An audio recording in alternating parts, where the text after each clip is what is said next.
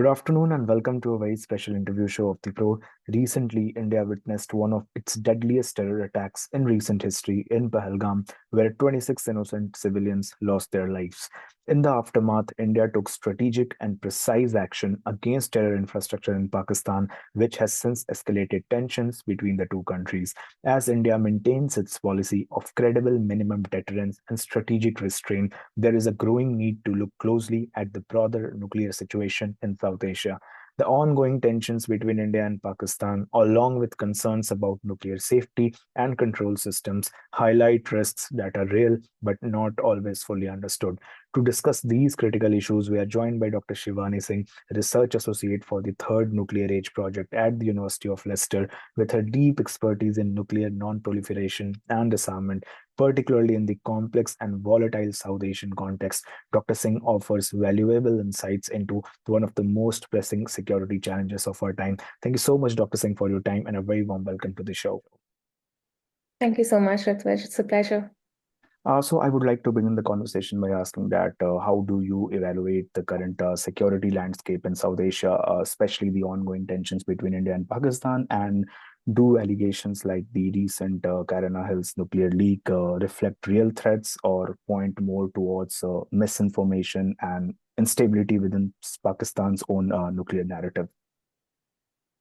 Thank you for the question, and thank you also for initiating this discussion. It's definitely very important. So, as you mentioned, the recent events have definitely raised some concerns about, the concepts of deterrence and also thresholds around nuclear use, especially between two nuclear armed states in South Asia. And it raises some pertinent questions concerning nuclear security and stability in the region. More importantly, I think it brings to fore the salience of crisis management in a region, which we know is fraught with a very long and contested adversarial past. We know that during this particular crisis, while the DGMO hotline between both sides remained active, in this particular crisis, and also in the past crisis of 2016 surgical strikes and also 2019 Balakot strikes, what it highlighted was the need for apart from military, a need for political and diplomatic hotlines between, the foreign ministers and the leaders of the two nations, which currently, unfortunately, is not in use. I think another concerning development that comes to fore is the deployment of disruptive technologies, including, your electronic warfare, precision strikes, ballistic missile defense systems, as well as possibly cyber and information warfare. That can, we know there is research how, employment of these technologies can sort of exacerbate the conflict many folds. And we saw a live deployment of some of these technologies in this crisis this time around. As to your question regarding the Kirna Hills, I think all the rumors about a strike have been debunked largely by the Indian leadership. And, the speculation around a possible radiation leak have also been cast away by, a neutral agency like the International Atomic Energy Agency. So, I don't want to speculate too much again because we still don't have a lot of facts. But what it does is broadly speaking, it reminds us just how well within range are these countries' strategic and sensitive nuclear sites. Especially for India, as far as Pakistan's critical infrastructure is concerned. And, apart from that, this war of narratives that we also saw in terms of the information and disinformation and misinformation as well, it was just as misleading in India as it was in Pakistan, which again, further accentuates this fog of war. And it can very well lead to altered threat perceptions for both sides. So I think these are some of the key takeaways of sorts that can be seen from this particular crisis. So, India's nuclear posture is built around credible minimum deterrence and policy of a strategic restraint. So, how effective this has been in maintaining the ceasefire and broader regional stability, and how does this contrast with the opacity and concerns around Pakistan's command and control structure? Um, so, while a posture of credible minimum deterrence, it does instill some sort of stability into the India-Pakistan deterrence relationship. Um, and while it does that, I think as far as a ceasefire this time around, or rather an understanding of the ceasefire is concerned, because the Indian leadership is still not using the term ceasefire, so to speak. I don't think this understanding had much to do with the stated deterrence postures, but instead it had a lot to do with active nuclear signaling and messaging that we have seen, at least from the Indian side. Um, Now, again, there are different narratives about how the ceasefire sort of came about. And again, I don't want to speculate too much.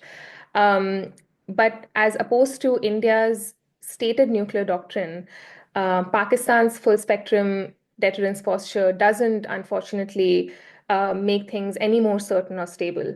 And what we therefore need to worry about going forward is this opacity around red lines on nuclear use, especially from Pakistan. Um, you mentioned the command and control systems. And again, I can only talk about it from an Indian perspective. The consensus is that in the context of this crisis, India's radar and early warning systems worked exceedingly well, overall in its ability to sort of intercept majority of the missiles and drone attacks. And again, there have been losses, I'm sure, but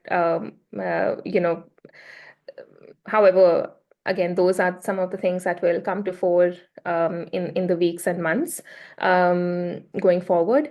Um, but just commenting generally on the command and control systems of both these states, it is really important because when we talk about nuclear security and nuclear stability, the command and control systems can often be vulnerable and exposed to a lot of these attacks. Um, and as far as India's nuclear command and control systems are concerned, there are also some challenges that we need to sort of address. One of them being that some of these systems might have a large overlap with conventional systems, and then what it does is sort of raises the risk of entanglement, as some of these military command centers may be drawing and gathering data and information from the civilian centers. So these are some of the questions um, around survivability and redundancy of these systems that need to be paid attention to. Um, at the same time, if you talk about Pakistan, it has its own set of challenges. Um, uh, you know, More likely they have a more delegative system than India, wherein you have your on-ground military officials who have pre-delegated authority to field a nuclear weapon. And this becomes even more dangerous because of the geographical proximity that India and Pakistan share. Um, the short flight times between the two countries, as far as their delivery vehicles are concerned, it makes this delegative approach a lot more risky and a lot more volatile to maintaining stable deterrence. I think the flight times, the range lies somewhere between 7 to 13 minutes for any missile to hit its target in the enemy territory. um, from the time of the launch. So again, it's not a lot of time, right? Um, but lastly, since you mentioned India's credible minimum deterrence posture, I think so far it has been quite resilient, and it has met the objectives of India's nuclear strategy. We know that India has a long declared policy of strategic restraint, and this has been, made abundantly clear, especially during this particular crisis, with emphasis on the military action being very precise and non-escalatory and restrained. Um, so this credible minimum deterrence policy essentially, if we have to break it down, what it essentially does is it delineates what is the minimum number of nuclear warheads and delivery platforms that are required to credibly deter your adversary. And that is the whole point of deterrence. It is not to engage in a nuclear war, but to deter it. So I think from that point of view, India's CMD posture has worked. It's worked quite well, and I don't see any sort of changes forthcoming to that. Yeah, now coming to nuclear weapons in general. So, globally, how serious is the threat of nuclear weapons today? If you can explain it to our audience, and what motivates certain actors and states, particularly those with governance or security challenges, to seek nuclear capabilities despite the economic or democratic trade-offs, and Islamic Republic of Iran being one of the examples. So, what exactly motivates states to work on nuclear weapons in general? Well, that's the million-dollar question, isn't it?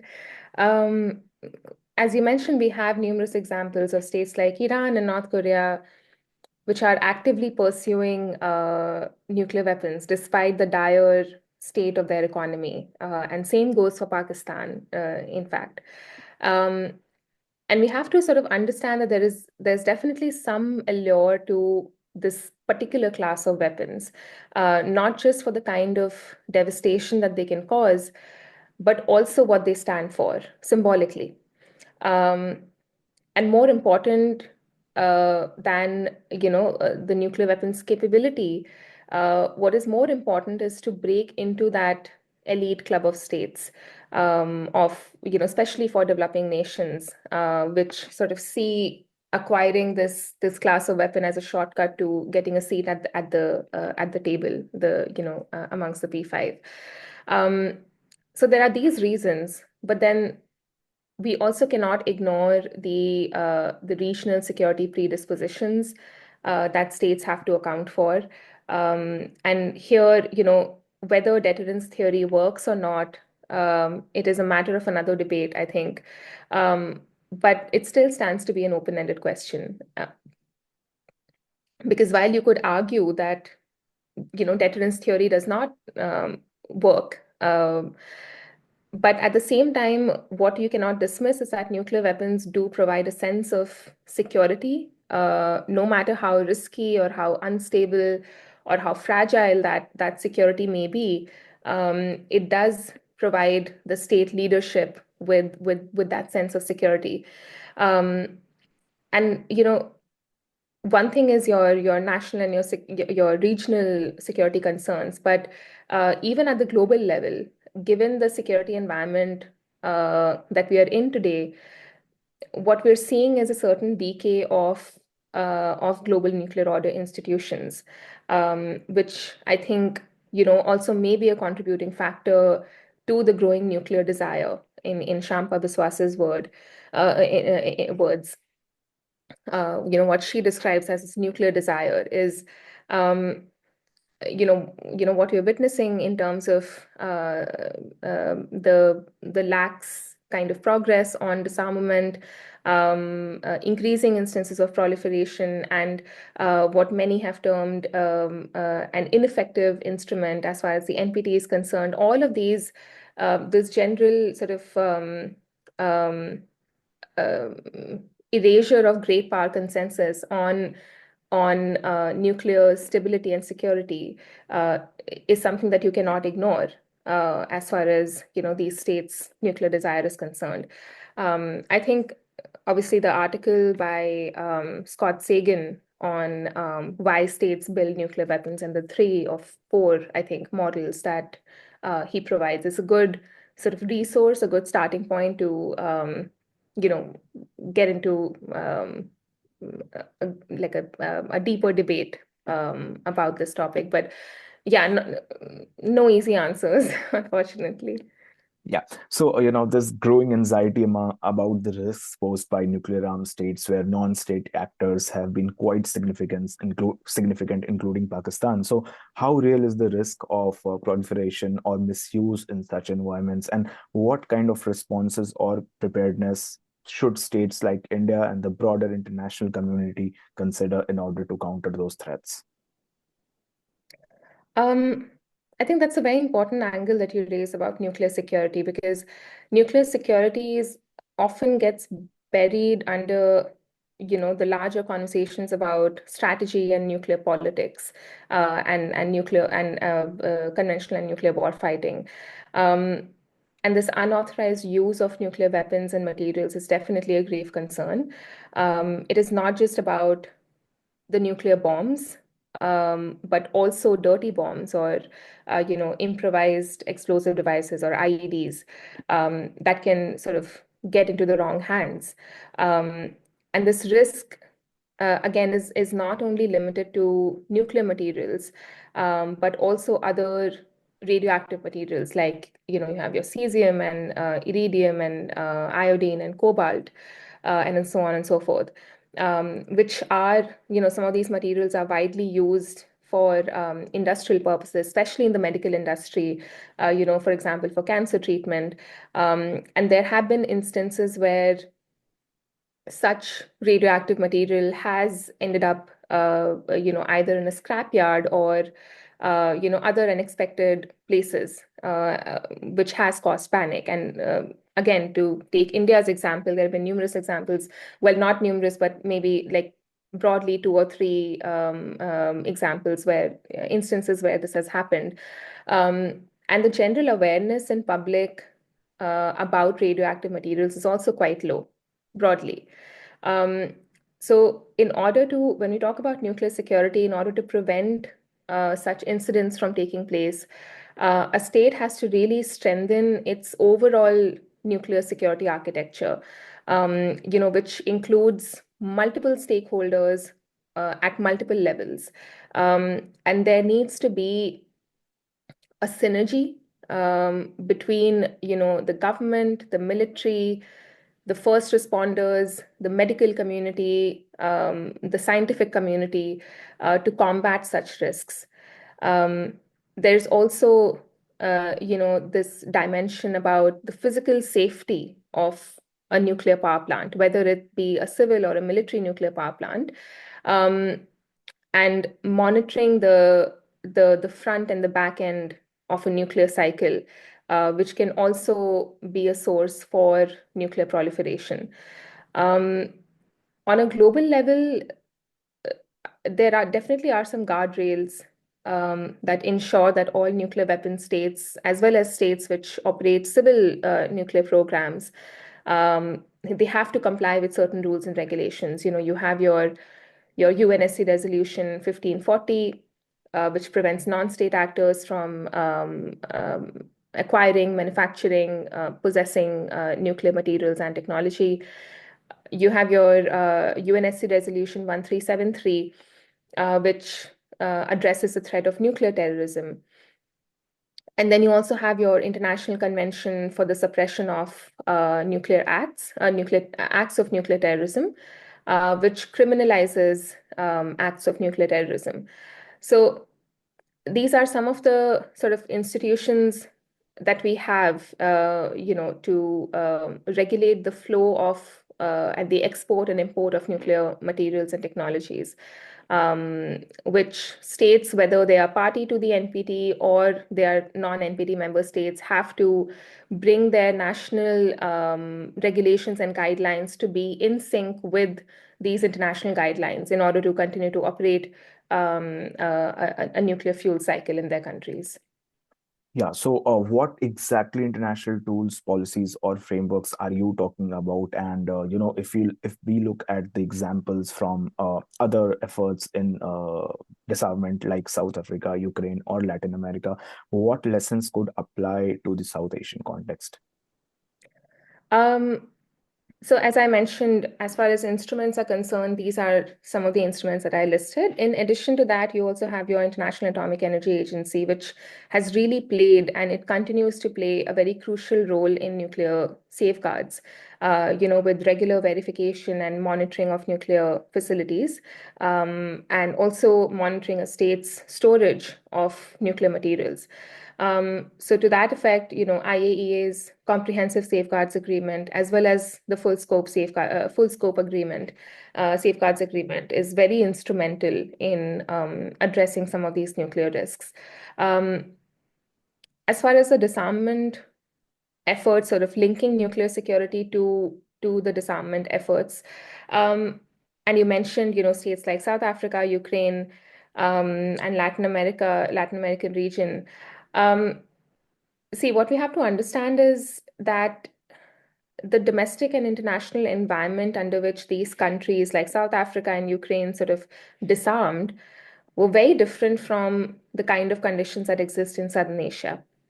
That is not to say that one must not or should not pursue the end goal of verifiable and complete disarmament. But in fact, and we know that India has been an ardent advocate of nuclear disarmament. But the path to getting there might look slightly different in a region like Southern Asia than it does elsewhere. For starters, for example, Pakistan, and many would be surprised, many would also know about this, is if you look at the Pakistani history of nuclear diplomacy at the UN, it has continuously called for a resolution on South Asian nuclear weapon-free zones at the UN, as well as the Disarmament Commission. And India has objected that to because of various reasons. One being that China also needs to be included in a framework like this, and we know that that is not going to happen as far as China entering any kind of disarmament negotiations is concerned. Um, but this is one of the measures. Other measures include, again, not to immediately jump to disarmament, but a reduction in instability.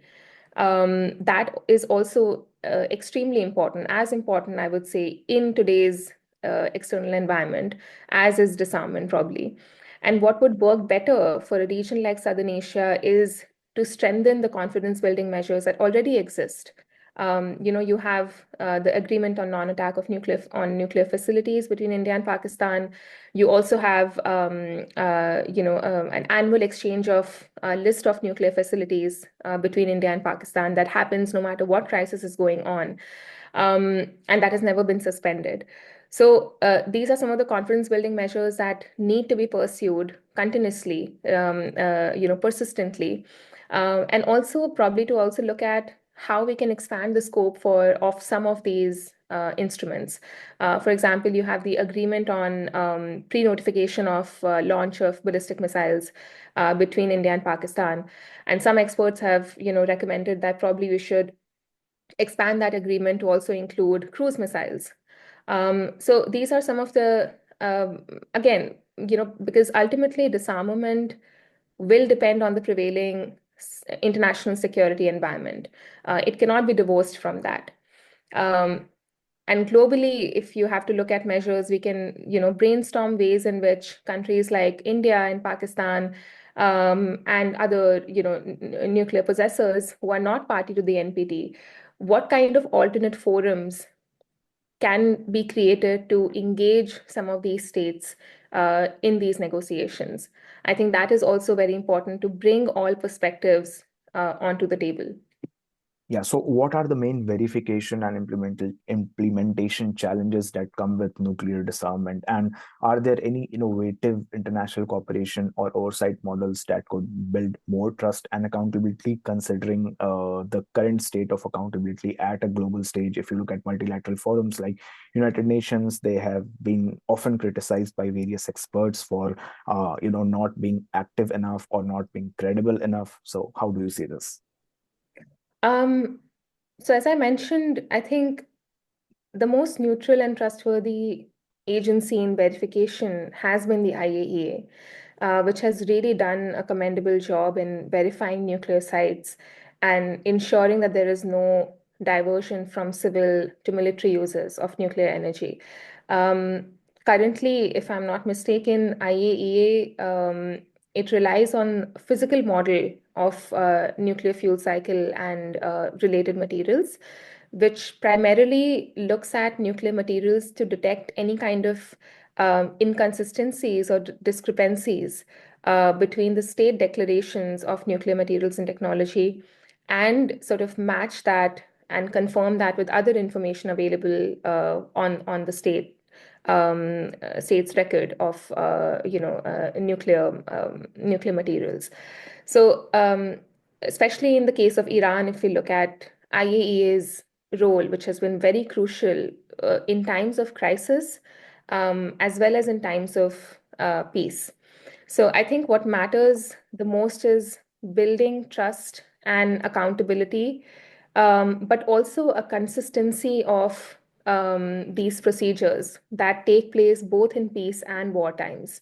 Um, but obviously, there are some challenges with verification that come in. Obviously, with the higher the number of nuclear weapons a state has, the more difficult it becomes to verify and enforce nuclear regulation. Um, and there is this Nutri index.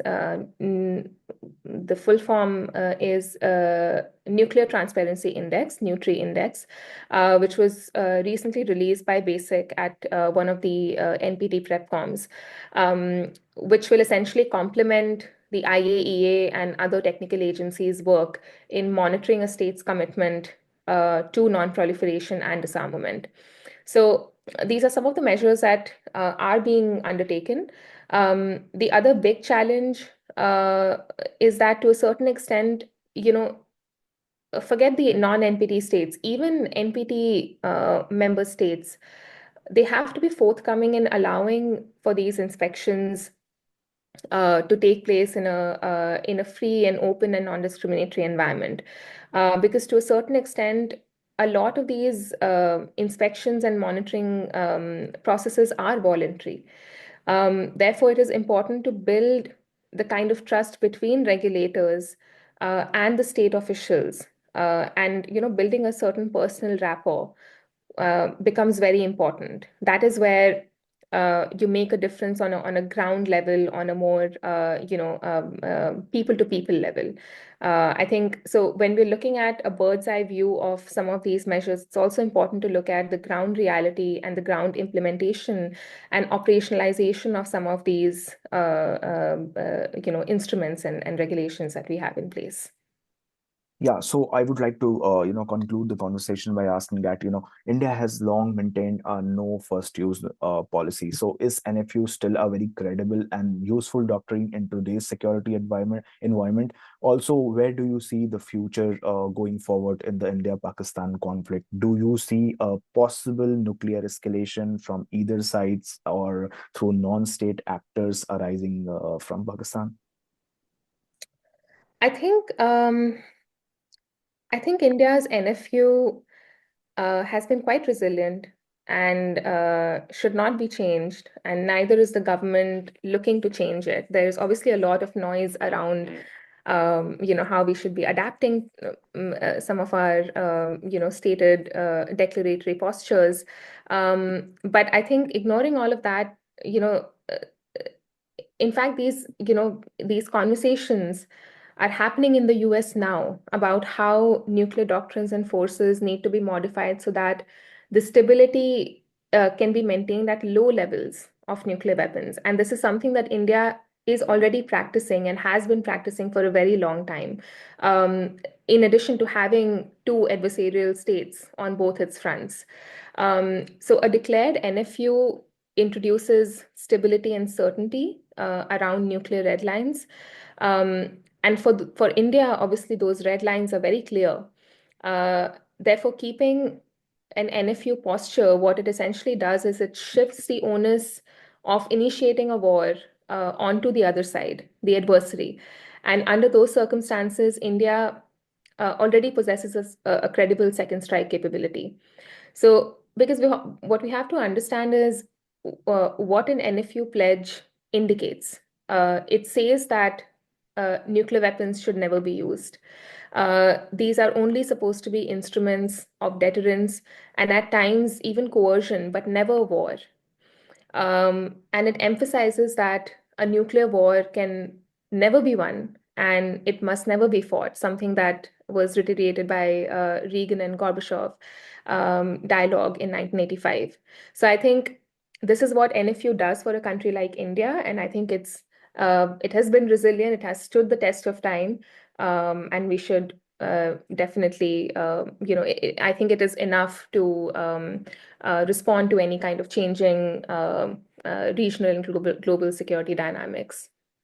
Yeah, as we wrap up this vital conversation, it's clear that South Asia sits at a delicate intersection of historical rivalry, nuclear capability, and regional aspirations. While India continues to champion transparency, strategic restraint, and a commitment to credible minimum deterrence, the region's stability still remains a matter of concern, and disinformation and the threat of non-state actors. Thank you so much, Doctor, once again for your time. It was a pleasure having you here. Thank you so much, Ritvij. It's a pleasure being part of this show. Thank you.